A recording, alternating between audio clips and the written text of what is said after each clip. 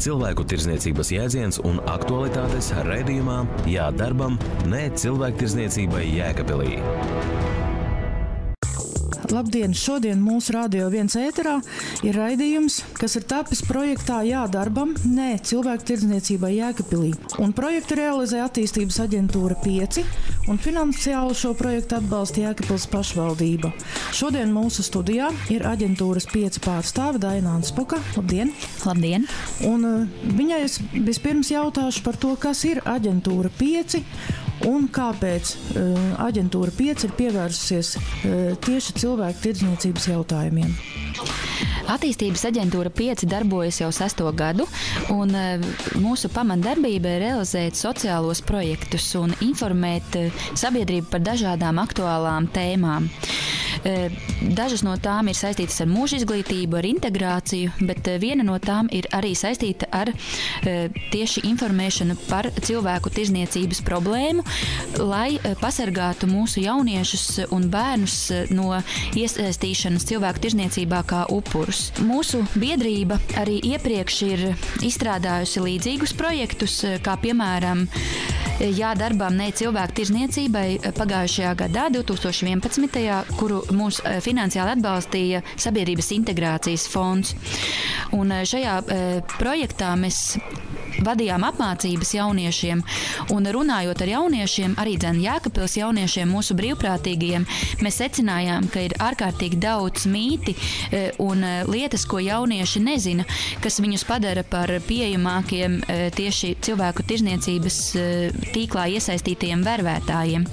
Un tādēļ mēs nolēmām realizēt šo projektu. Paldies Jēkabpils pašvaldībai par atbalstu, kura rezultātā mēs informēsim jau radio raidījumu veidā jauniešus, un paralēli arī esam izdevuši tādus lielus plakātus, kurus izvietosim skolās, lai informētu un pievērstu jauniešu uzmanību tieši šai tēmai cilvēku tirdzniecība. Kas tad ir cilvēku tirdzniecība? Saskaņā ar Latvijas Republikas krimināla likumu cilvēku tirdzniecība ir eksploatācijas nolūkā izdarīta personu savervēšana, pārvadāšana, nodošana, slēpšana vai saņemšana, lietojot vardarbību vai draudus vai aizvešanu ar viltu, vai izmantojot personas atkarību no vainīgā vai tā bezpalīdzības stāvokli, vai arī dodot vai saņemot materiāla vai citādi rakstura labumus, lai panāktu tās personas piekrišanu tirdzniecībai, no kuras atkarīgs ir cietušais.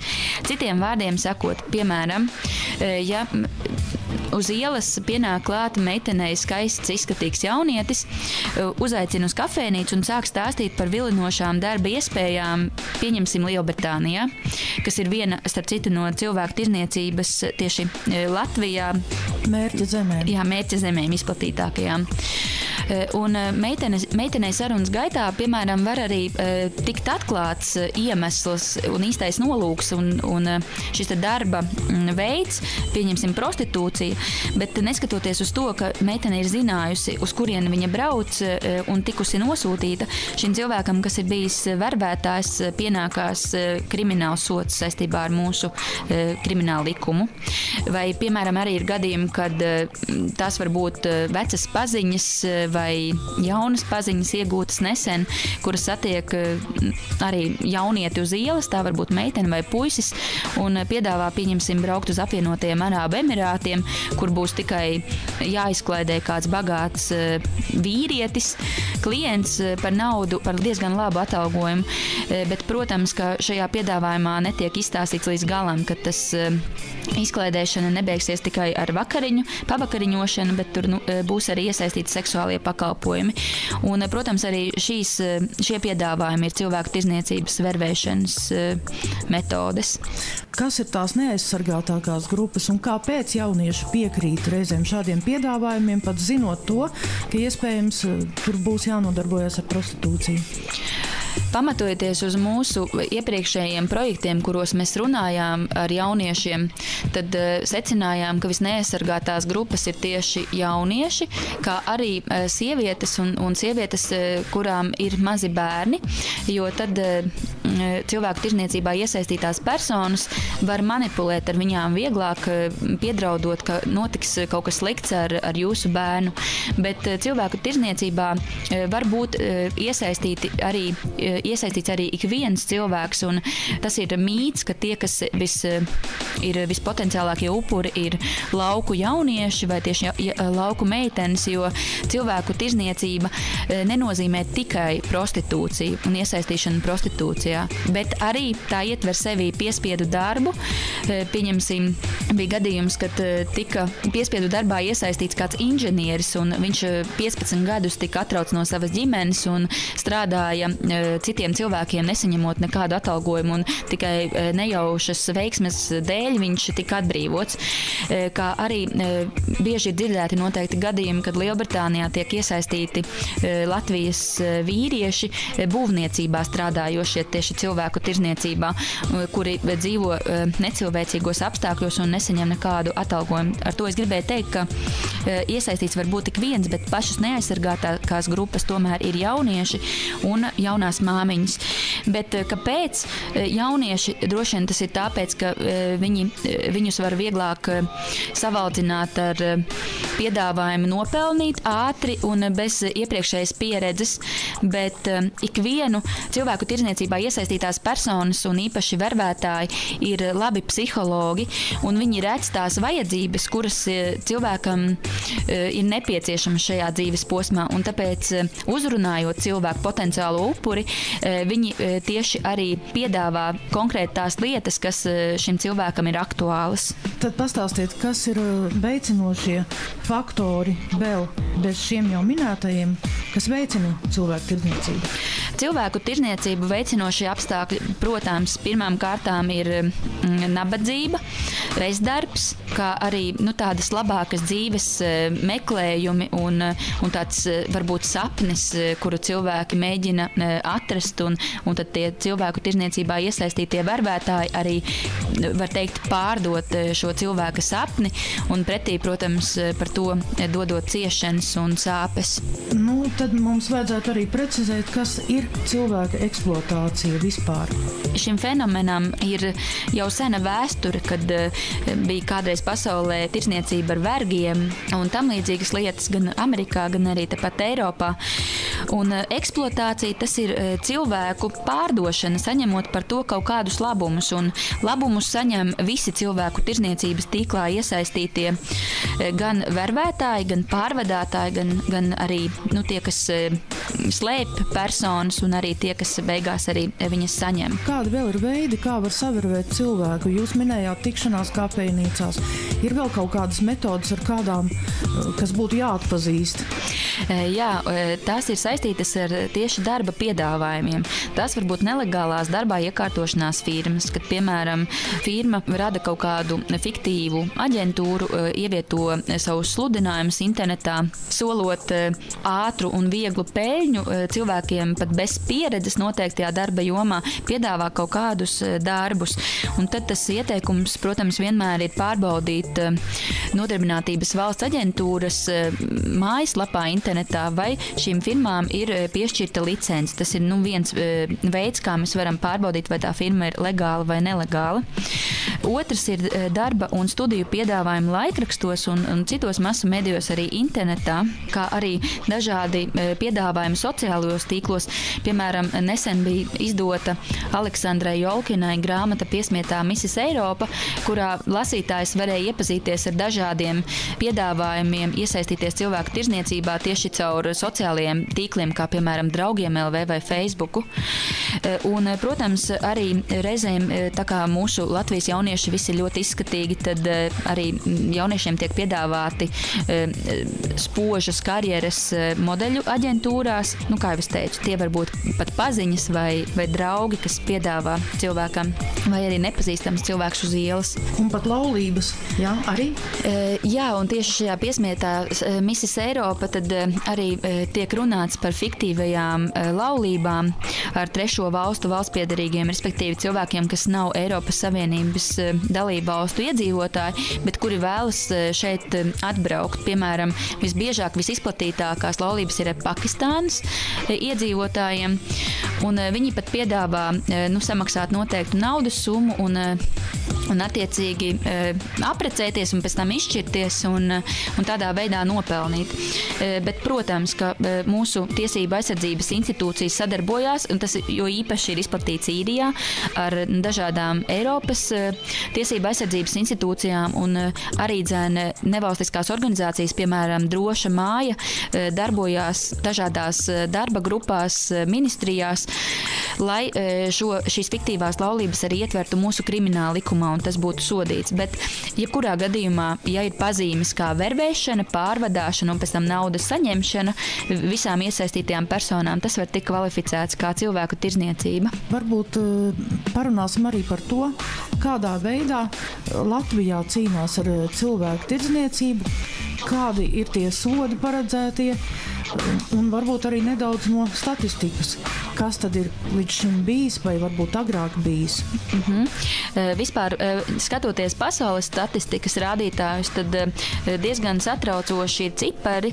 Ik gadu pasaulē tiek pārdoti no apmēram 600,000 līdz pat 800,000 cilvēku, pārsvarā sievietes un bērni. Arī Latvijā šī statistika ir diezgan negatīva, taču patiesos ciparus mēs nekad nevaram uzzināt, jo šis noziedzīgais nodarījums ir latents, jo upuri parasti tiek iebiedēti, vai arī viņi paši kautrējās, ka viņi nonākuši tādās situācijās, un arī mūsu semināros mēs uzzinājām par daudzām pat pieaugušām sievietēm, kas ir aizbraukušas uz darbu, pieņemsim, Itālijā, un tur tikušas nodarbinātas mazkvalificētos darbos, bet nesaņemot nekādu atalgojumu, viņām tikušas arī tur konfiscētas pases, bet atbraucot uz Latviju, viņas nekad nav vērsušās policijā pēc palīdzības, jo viņas kautrējās no apkārtējiem cilvēkiem. Kādi ir sodi par cilvēku tirdzniecību? Jā. Saskaņā ar Latvijas Republikas krimināla likumu par cilvēku tirdzniecību soda ar brīvības atņemšanu no laiku no 3 līdz 8 gadiem, konfiscējot mantu vai bez mantas konfiskācijas. Taču, ja šādas darbības ir izraisījušas smagas sekas, vai tās ir tikušas atkārtotas vai attiecībā uz mazgadīgo, vai tās izdarījusi organizēta grupa, kā pamatā arī notiek organizētā grupā šīs darbības, tad soda ar brīvības atņemšanu uz laiku no 10 līdz 15 gadiem, konfiscējot mantu un ar policijas kontroli uz laiku līdz 3 gadiem vai bez tās. Tas nozīmē, ka sodi ir diezgan smagi. Un tas, ko es gribēju pieminēt, valsts policija diezgan operatīvi strādā pie šo noziedzīgo nodarījumu atklāšanas, un Latvijā jau kopš 2002. gada, kad šis 154. pants cilvēku tirdzniecība ir ietverts krimināla likumā, ir notikuši vairāki krimināli procesi un arī vairākas pat tiesas sēdes, un cilvēki ir saņēmuši sodu par šo nodarījumu, tāpēc tas ir nopietni, par to draud atbildība. Arī, ja šķiet, cik nevainīgi es piedāvāšu aizbraukt kādam jaunietim un nopelnīšu no tā naudiņu, kas izriet arī no Aleksandras Jolkinas grāmatas Piesmietā Misis Eiropa, ko dara daudzas pat jaunas meitenes, tādā veidā iedzīvojoties ātrā peļņā. Tomēr, ja nāk atklātībā šīs lietas un viņas tomēr nāk atklātībā, tad par to draud bargs sods. Cilvēku tirdzniecības apkarošanā ir iesaistījušās organizācijas ne jau tikai Latvijā, arī Eiropā un pasaulē. Un kas tās ir par organizācijām un kas tie ir par normatīvajiem aktiem, kas nosaka kādus normatīvie dokumenti par cilvēku tirdzniecības apkarošanu?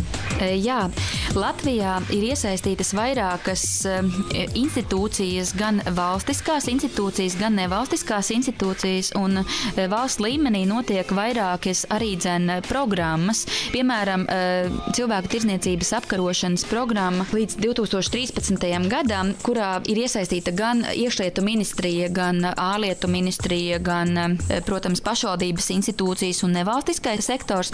No starptautiskajām organizācijām, ko es vēlētos pieminēt, viena no aktīvākajām ir Starptautiskā migrācijas organizācija, kas darbojās tieši, lai informētu sabiedrību par cilvēku tirdzniecības problēmu un mēģinātu to novērst. Tālāk Latvijas ietveros tā ir patvērums Droša māja, kas organizē dažādas informatīvās kampaņas, piemēram, nesen bija lidostās, meitenes kāzu kleitās staigāja un informēja par to, ka nevajadzētu doties un piekrist šīm fiktīvajām laulībām. Arī šobrīd notiek kāda akcija, arī saistīta ar fiktīvo laulību problēmas aktualizēšanu. Un, protams, tā ir arī nevalstiskā organizācija Marta, kas darbojās ar šo problēmu. Un arī citas organizācijas. Viens no pirmajiem starptautiskajiem dokumentiem cilvēku tirzniecības novēršanā radās 1904. gadā, kad vairākas Eiropas valstis parakstīja starptautisku līgumu par cīņu pret balto verdzeņu tirzniecību.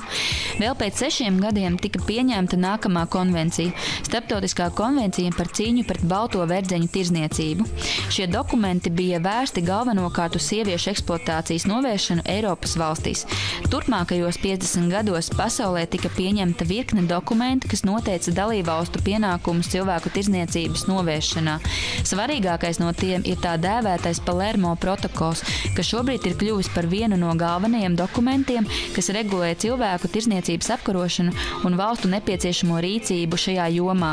Palermo protokolu pieņēma 2000. Gada novembrī Palermo, Itālijā, ANO ģenerālās asamblējas laikā, kur to parakstīja 80 valstis. Kur mēs varam uzzināt un saņemt vairāk informācijas par cilvēku tirdzniecību, lai justos aizsargātāki? Par cilvēku tirdzniecību var saņemt informāciju pirmkārt jau Latvijas Republikas iekšlietu ministrijas izveidotajā mājaslapā www.cilvēktirdzniecība.lv, kā arī var saņemt informāciju dažādās starptautiskajos interneta resursos, un tie ir dažādi ASV valsts departamenta ziņojumi par cilvēku tirzniecības situāciju dažādās pasaules valstīs. Bet, ja ir interese un ja jūs vēlaties atrast šos linkus, tad es iesaku apmeklēt mūsu biedrības mājaslapu aa5.lv, kurā mēs esam apkopojuši mūsu fórumā izveidotajā par šo tēmu dažādus linkus, kur ir pieejama informācija, kā arī, kā jau es teicu, www.cilvēktirdzniecība.lv. Šajā mājaslapā ir ārkārtīgi plaša un noderīga informācija gan skolotājiem, lai informētu savus skolēnus par šo problēmu, gan arī ikvienam interesentam. Paldies, un atgādinu, ka Radio 1 ēterā bija raidījums, kas tapis projektā Jā darbam, ne cilvēku tirdzniecībai Jēkabpilī, un šo projektu realizē attīstības aģentūra 5 un finansiāli atbalsta Jēkabpils pašvaldību. Un studijā mums šodien bija biedrības pārstāve juriste Daina Anspoka. Paldies! Raidījums tapis projekta Jā darbam, ne cilvēku tirdzniecībai Jēkabpilī ietvaros. Projektu realizē attīstības aģentūra 5, finansiāli atbalsta Jēkabpils pašvaldība.